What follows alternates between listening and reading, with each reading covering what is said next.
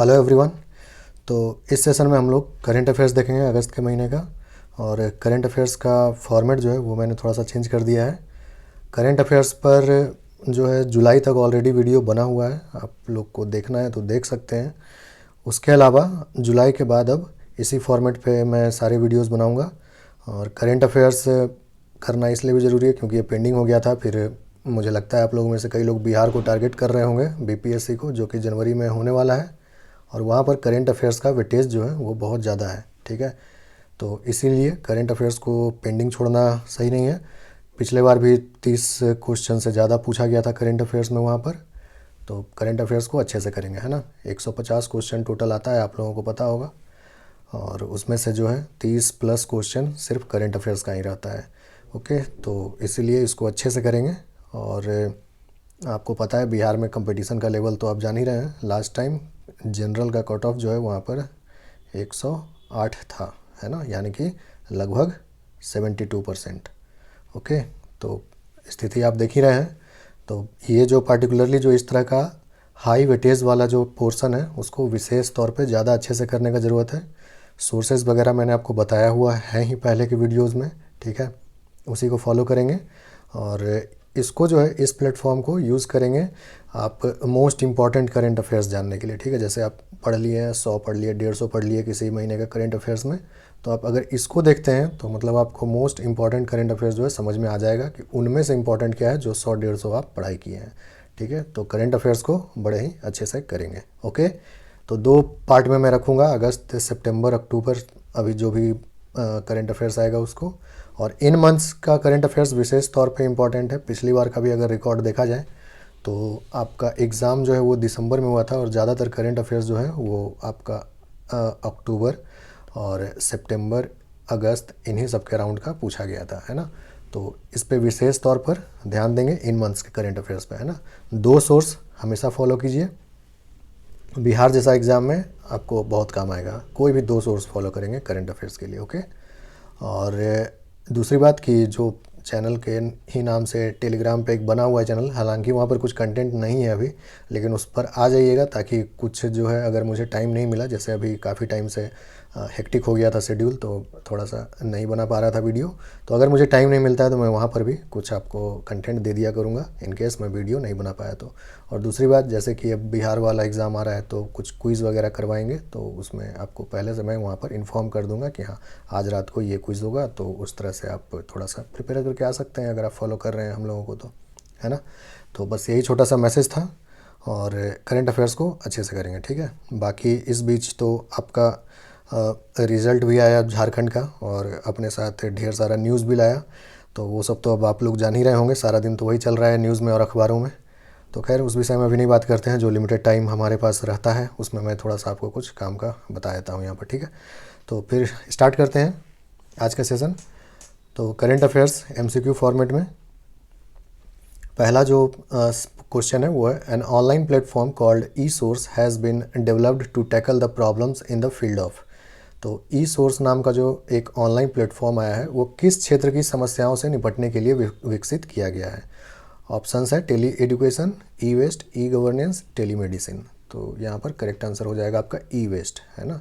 ई waste का जो समस्या है, इलेक्ट्रॉनिक वेस्ट का जो समस्या है उसको निपटाने के लिए ये ई सोर्स लाया गया है, एक ऑनलाइन प्लेटफॉर्म, है ना।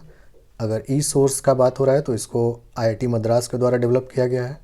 और जहाँ तक ई वेस्ट का बात हो रहा है तो आपको ई वेस्ट मैनेजमेंट रूल्स भी जानना चाहिए, ठीक है। पूछा जा सकता है स्टैटिक में आपको कब आया था, 2016 में आया था, ठीक है। वो 2011 वाला रूल्स को रिप्लेस किया था। ओके, तो ये सारा कुछ इन्फॉर्मेशन आप ध्यान रखिएगा। और दो टर्म है उसको भी याद रखेंगे, एक है एक्सटेंडेड प्रोड्यूसर रिस्पॉन्सिबिलिटी और दूसरा है deposit refund scheme.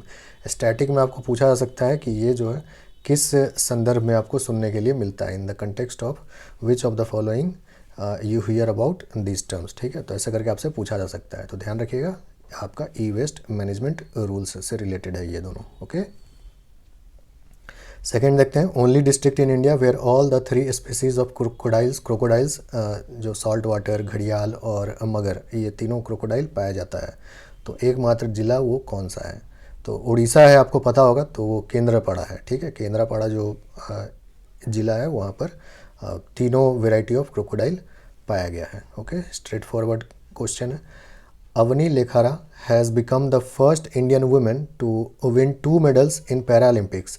She is associated with which sport. तो किस खेल से संबंधित है? उन्होंने एक ही पैरालंपिक इवेंट में 2 मेडल जीतने का रिकॉर्ड बनाया है। ठीक है, तो उसको जो है आपको बताना है कि किस खेल से संबंधित है, तो वो है शूटिंग से संबंधित है। इनसे पहले सिर्फ एक व्यक्ति जोगिंदर सिंह सोढ़ी, ठीक है, इन्होंने 1984 का जो पैरालंपिक गेम हुआ था उसमें इन्होंने 3 मेडल जीता था। ठीक है, उसके बाद से ये अवनी लेखारा जो हैं ये पहली भारतीय बनी है जो कि एक से ज़्यादा मेडल जीती हैं सिंगल इवेंट में। ठीक है, तो अगर ये दूसरी भारतीय हैं और पहली महिला हैं। ठीक है, ध्यान रखिएगा। फोर्थ है which ministry has launched Y break mobile app. तो वाई ब्रेक मोबाइल ऐप जो है किस मिनिस्ट्री के द्वारा लॉन्च किया गया है, यही बताना है। तो यहाँ पर करेक्ट आंसर होगा मिनिस्ट्री ऑफ आयुष, जैसा कि आप देख सकते हैं।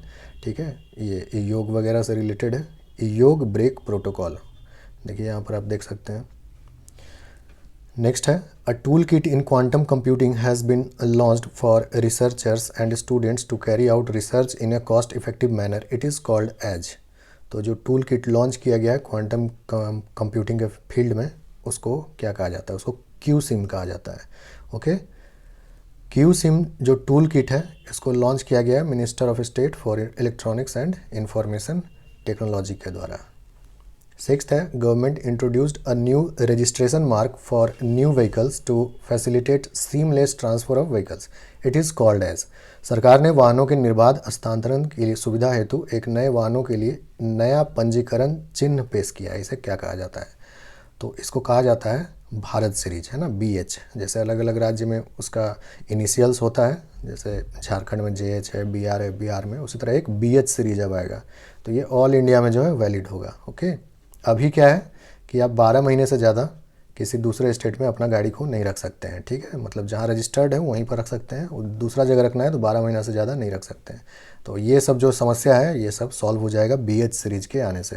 ओके, सेवेंथ है who amongst the following countries which among the following countries to be precise will not be part of shared destiny 2021 multinational exercise।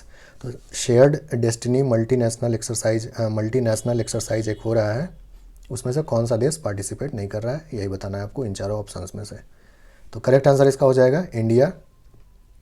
ये जो एक्सरसाइज है ये चाइना, मंगोलिया और थाईलैंड तो हैं ही, इसके अलावा एक पाकिस्तान है। ठीक है, ये 4 कंट्री यहाँ पर पार्टिसिपेट कर रहा है इस एक्सरसाइज में। ओके, एट्थ है EASE 4.0 reform agenda is related to. किससे संबंधित है ये reform agenda? Income tax, GST, PSB यानी पब्लिक सेक्टर बैंक्स या फिर स्टार्टअप्स। तो करेक्ट आंसर इसका हो जाएगा पब्लिक सेक्टर बैंक्स। ओके, तो एनुअल रिपोर्ट जो है ईज 3.0 का जारी किया गया और ईज 4.0 लॉन्च किया गया। ठीक है, तो जो 3.0 था उसके अनुसार ये 3 टॉप बैंक रहा था इस इंडेक्स में। ठीक है, state bank of India, bank of Baroda और यूनियन बैंक। ओके, नाइन्थ है what can be the maximum weight of drones covered under the liberalised drone rules 2021। तो आपको बताना है कि जो नया ड्रोन नियम बनाया गया है उसके तहत ड्रोन का अधिकतम वजन कितना हो सकता है। तो यहाँ पर करेक्ट आंसर होगा 500 किलो। ओके, और ये जो रूल्स है ये मार्च में जो रूल्स आया था उसको रिप्लेस करता है। अभी अगस्त का करंट अफेयर्स पढ़ रहे हैं, अगस्त में आया है ये, तो मार्च वाला जो रूल्स है उसको ये रिप्लेस कर रहा है। ठीक है, ये भी पॉइंट याद रखेंगे। इसमें कुछ जोन्स बनाया गया है, तो ग्रीन जोन के बारे में याद रखिएगा थोड़ा सा, है ना, कि ग्रीन जोन जो है वो वर्टिकल डिस्टेंस 400 फीट तक या 120 मीटर तक है। ठीक है ना, ऐसा किसी भी एरिया में जो रेड जोन नहीं है, ठीक है, रेड नहीं है, येलो नहीं है, इसके बाद किसी भी एरिया में आप जो है 400 फीट तक ड्रोन उड़ा सकते हैं। ठीक है, उसको वहाँ पर ग्रीन जोन बोला जाता है। ओके, तो इन दोनों में ये परमिशन नहीं है। ठीक है, तो ध्यान रखिएगा, मे भी पूछा जा सकता है कितनी ऊंचाई तक ग्रीन जोन होता है। ठीक है, तो 120 मीटर। और एयरपोर्ट के पास जो येलो जोन होता है उसको 45 किलोमीटर से रिड्यूस करके 12 किलोमीटर कर दिया गया है। मान लीजिए यहाँ एयरपोर्ट है, तो इससे पहले क्या था कि 45 किलोमीटर की दूरी तक आपका येलो जोन हुआ करता था, अब इसको घटा दिया गया है। अब ये क्या कर दिया गया है, 12 किलोमीटर। ओके, 10th है Anand mobile app has been launched by, किसके द्वारा लॉन्च किया गया? ECI, LIC, NDDB या फिर मिनिस्ट्री ऑफ आयुष। तो यहाँ करेक्ट आंसर हो जाएगा LIC के द्वारा लॉन्च किया गया है। ये बेसिकली इसका फुल फॉर्म होता है आत्मनिर्भर agents new business digital application, है ना। इस तरह का जो नाम वाला रहता है उसको जैसे इंग्लिश में है उसी तरह याद रखिएगा, ठीक है। ट्रांसलेट करने से फिर उसका जो फुल फॉर्म है वो सही नहीं आ पाता है, शॉर्ट फॉर्म जो है, ठीक है। तो आनंद याद रखेंगे, LIC एजेंट्स से रिलेटेड है, तो LIC के द्वारा लॉन्च किया गया है। ओके 11th देखते हैं, the first of its kind region wide district SDG index in the country is being launched for which region, किस रीजन के लिए एक special SDG index sustainable development goals index launch किया गया है, एक पर्टिकुलर रीजन के लिए भारत में। आपको बताना है वो कौन सा रीजन है। तो यहाँ पर करेक्ट आंसर हो जाएगा नॉर्थ ईस्ट के लिए लॉन्च किया गया है। ओके तो इसको किसके द्वारा लॉन्च किया गया आप यहाँ पर देख सकते हैं, NITI Aayog and ministry of development of north eastern region will be launching the first edition of north eastern region NER district SDG index report and dashboard. 12th है HGC 019 recently seen in news is a, ये क्या है? Vaccine है, comet है, zoonotic disease है या फिर malware है? तो करेक्ट आंसर यहाँ पर हो जाएगा ये एक वैक्सीन का प्रकार है, ठीक है। तो ये जो है इंडिया का पहला mRNA वैक्सीन है कोविड-19 के खिलाफ, ठीक है। तो इसको जो है पुणे में स्थित जिनोवा बायो फार्मास्यूटिकल्स नाम का कंपनी जो है वो इसको लॉन्च किया है। ओके इसको मतलब फेज़ 2 और 3 क्लिनिकल ट्रायल के लिए इसको गो अहेड दिया गया था मंत्रालय की तरफ से, तो इसलिए ये न्यूज़ में था। ओके तो ध्यान रखिएगा, पहला जो भी कुछ होता है वो इम्पोर्टेंट होता है। तो भारत का पहला mRNA बेस्ड वैक्सीन है। Okay HGC 019। 13th है Sujalam campaign is related to which sector, किस सेक्टर से रिलेटेड है सुजलाम कैंपेन? तो यहाँ पर करेक्ट आंसर हो जाएगा ऑप्शन A, वेस्ट मैनेजमेंट से रिलेटेड है। ओके तो ministry of Jal Shakti began Sujalam a 100 days campaign as part of Azadi ka Amrit Mahotsav celebrations to create more and more ODF plus villages by undertaking waste water management at village level. तो village level पर waste water management को इसमें किया जा रहा है, waste water management किया जा रहा है और ये 100 दिन का एक कैंपेन था, ठीक है। इसी के तहत किया गया है ताकि ज़्यादा से ज़्यादा ODF प्लस विलेजेस बन सकें, है ना। तो वही है सुजलाम कैंपेन।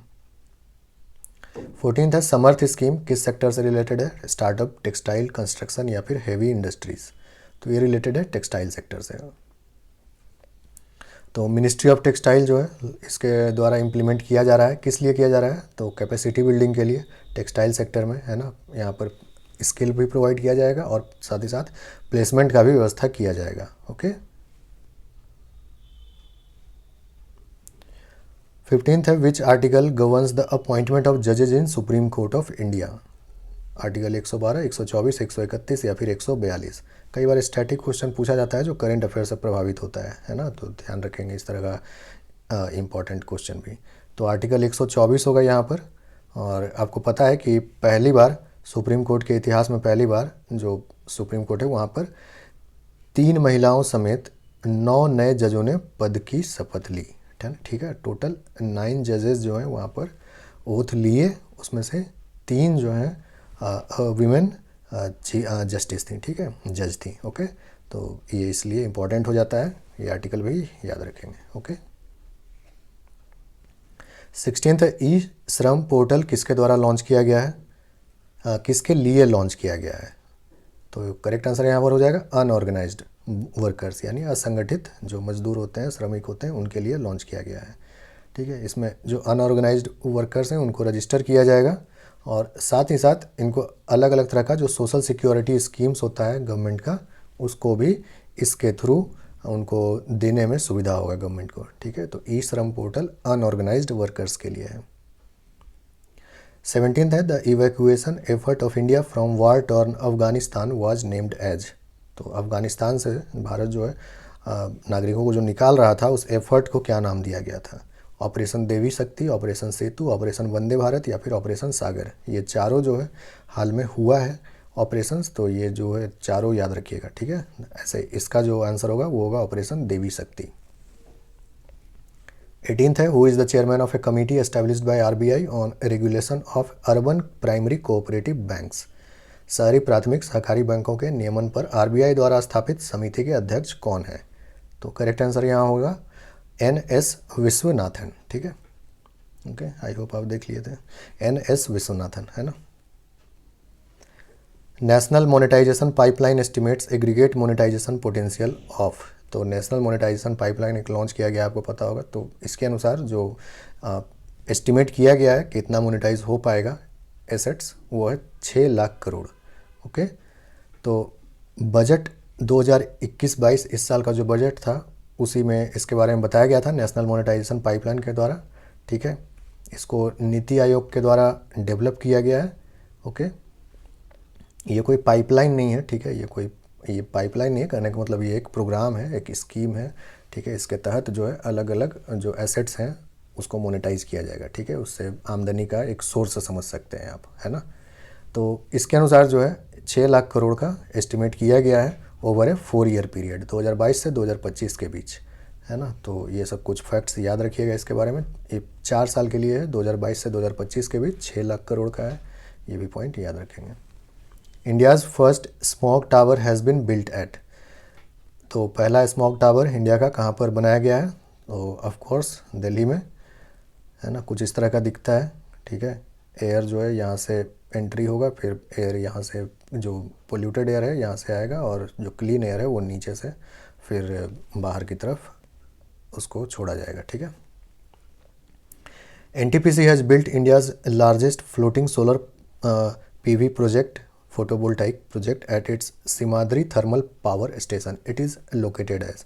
तो इंडिया का largest floating solar PV project जो है एनटीपीसी के द्वारा लॉन्च किया गया है कहाँ पर? सीमाद्री थर्मल पावर स्टेशन में। आपको बताना है कि सीमाद्री थर्मल पावर स्टेशन कहाँ पर सिचुएटेड है। ओके, तो इसका करेक्ट आंसर हो जाएगा ऑप्शन डी, विशाखापत्तनम। 22nd है Konkan naval exercise is held between India and which country. तो इंडिया और किसके बीच ये नेवल एक्सरसाइज होता है? तो यूके के बीच। 23rd है India's highest herbal park has been inaugurated in which state और यूनियन टेरिटरी। तो हर्बल पार्क जो हाईएस्ट सबसे ज़्यादा ऊंचाई पर बसा हुआ है वो उत्तराखंड में इनॉग्रेट किया गया है रिसेंटली। 24th है Kigali amendment often seen in news is related to elimination of which green house gas. तो किगाली अमेंडमेंट जो है वो रिलेटेड है हाइड्रोफ्लोरोकार्बन से, है ना। क्यों ये जानना जरूरी है? क्योंकि recently India decided to ratify Kigali amendment to Montreal protocol, है ना। मॉन्ट्रियल प्रोटोकॉल है उसी का जो है किगाली मतलब मॉन्ट्रियल प्रोटोकॉल का ही एक अमेंडमेंट है जो किगाली में किया गया था। ठीक है, तो इसीलिए उसको Kigali amendment to Montreal protocol कहते हैं। मॉन्ट्रियल प्रोटोकॉल जो कि ओजोन से रिलेटेड है, पढ़े होंगे इन्वायरमेंट में आप लोग।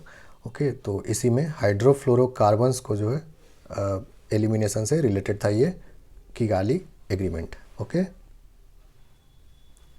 25th है which company has launched small business loans initiative in India. तो ये लॉन्च किया गया है फेसबुक के द्वारा। ओके, स्ट्रेट फॉरवर्ड है, कुछ खास एक्सप्लेनेशन नहीं है उसमें।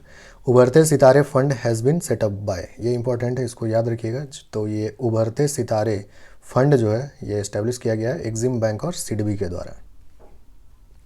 ठीक है, तो इसमें क्या होगा? वैसे उद्यमों की पहचान करेगा जो फिलहाल बेहतर प्रदर्शन नहीं कर रहे हैं किंतु प्रौद्योगिकी उत्पादों या प्रक्रियाओं की संभावनाओं की वजह से अपार निर्यात क्षमता रखते हैं।